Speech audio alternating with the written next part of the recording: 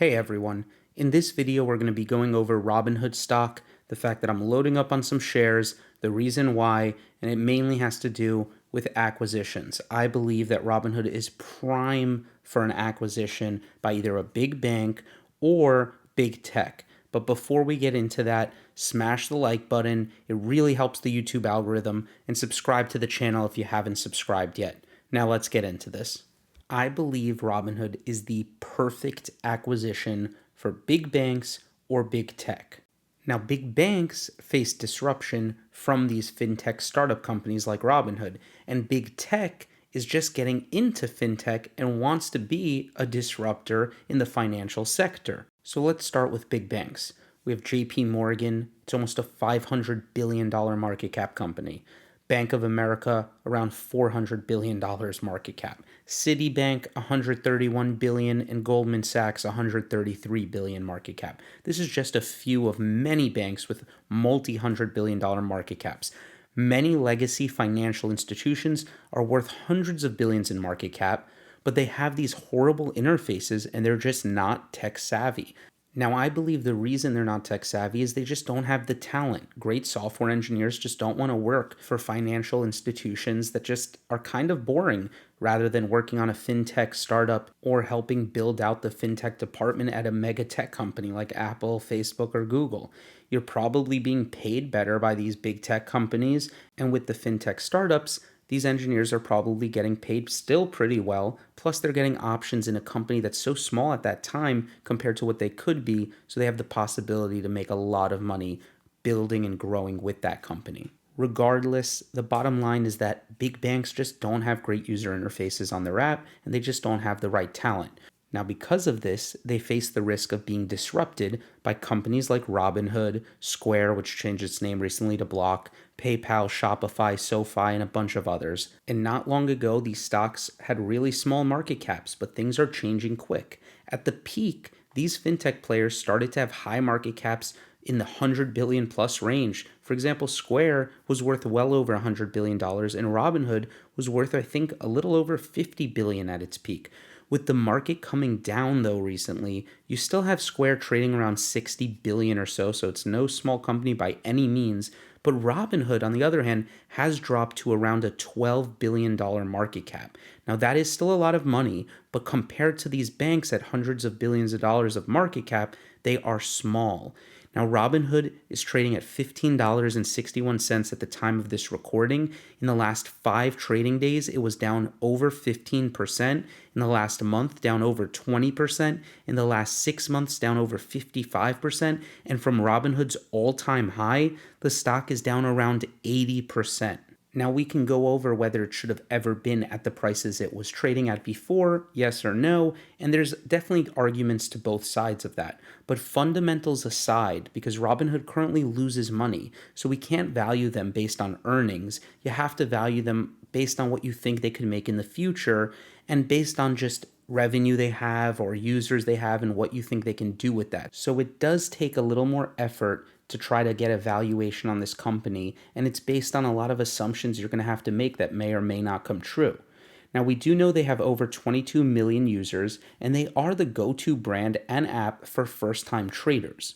And additional features to monetize that user base will come, but by then, Robinhood might be too big to acquire. So you have to start thinking of acquiring them before the monetization really kicks in.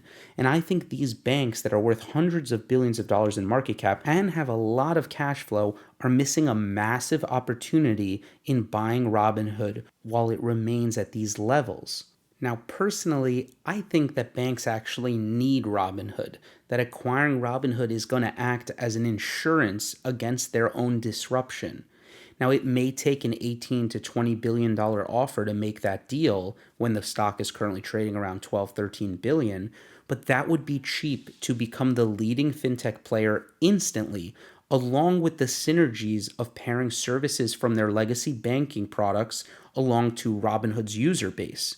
Now, I'm aware that these banks have massive market caps, tons of cash flow, and aren't going away anytime soon, but all that said, disruption is something that sneaks up on you. No one thought Blockbuster was going to go away and that Netflix, the company that just mailed DVDs, would be as big as it is at the time that Blockbuster was roaring and everyone was going there. But when it comes to disruption, once it starts and it becomes obvious to investors, they put a big multiple on the disrupting company, and then it becomes impossible to acquire the company because they get bigger than you, even with producing far less cash flow than you. So it's a tough situation, and I think big banks need to take advantage sooner than later. Now, when it comes to big tech, I believe they should buy Robinhood. It's not that they need to, because big tech will not get disrupted by Robinhood. But big tech wants to disrupt the financial sector themselves. So buying Robinhood would be the perfect acquisition to do so, because Robinhood has the users, it has the interface, but what it needs is the capital support. And big tech would be able to supply basically unlimited funds if Robinhood was under their umbrella, because they're just cash flow printing machines, and they'll just want to get the product as big and as good as possible, and they can worry about monetization later. Now, I think it's important to point out that buying apps that have massive user bases and are the leader in their own space that they're in has worked out so many times before for the acquirers.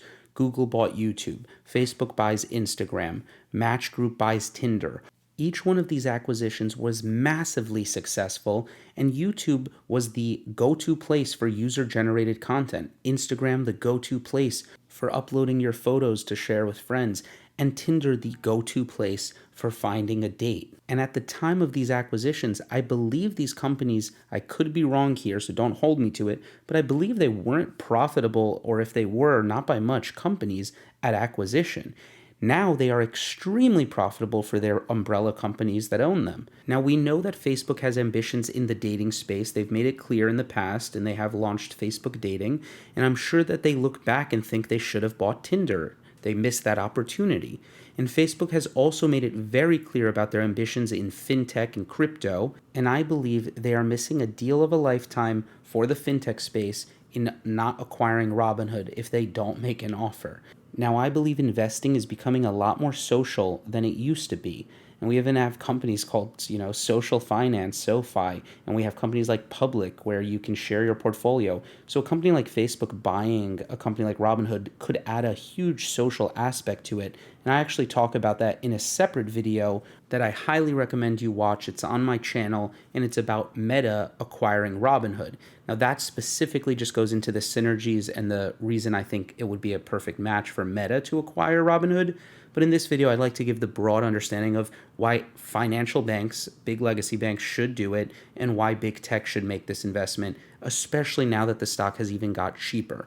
So the bottom line is, I believe it's only a matter of time before companies like Robinhood have all the features that a big bank offers, but in a much more simple form factor that is much more accessible to many more users worldwide. They will also have products that big banks just don't understand, like crypto wallets, for example. And if no one acquires Robinhood, then I believe in 10 years, it will be Robinhood with the $100+ billion market cap, and it will be too late for anyone to scoop them up, and the disruption will have already happened. I don't believe this is something that's going to be 50 years out, and I don't think this is something that's going to happen in the next 12 months. But in a decade's time, the disruption will already be too late, in my opinion, for a lot of legacy banks. Now, I do own stock. I added more Robinhood shares, around $15 a share today during market trading. It's Monday, January 10th for the recording of this video, and this is a stock that needs to monetize its user base. Until it does that, it is going to face liquidity issues. It will need to most likely raise money through either debt or issuing more shares, which is going to dilute shareholders like myself. Now, things can obviously get worse, and I don't like to invest a lot in companies that don't make money. But I do think there is something to say about a product that is used by almost everyone I know. I have been trading since before Robinhood existed, and I use a different platform myself. But even I have a Robinhood account, and I appreciate the simplicity of the user interface. There's a lot of times where I want to make a quick trade, quick options trade, or a crypto investment, and I'll just do it on Robinhood for the simplicity of the app. Now, it's not the main brokerage I use, but I do have the app and I do use it on occasion. I am buying this stock. I am buying up. I hope they execute on all the features and believe that the stock has a massive potential going forward if they can monetize their user base. Now, I think it's an obvious acquisition target, as I stated before, for a lot of companies, big banks and big tech, but the question remains, will anyone make the move? It should also be pointed out that there is obviously some bad press that has come out with the Robinhood brand, and some companies may not want that bad press attached to their brand. So that could be a deterrent for an acquisition offer. That said, thank you for watching. Please like this video if you made it to the end, subscribe to the channel if you enjoy my channel, and until next time.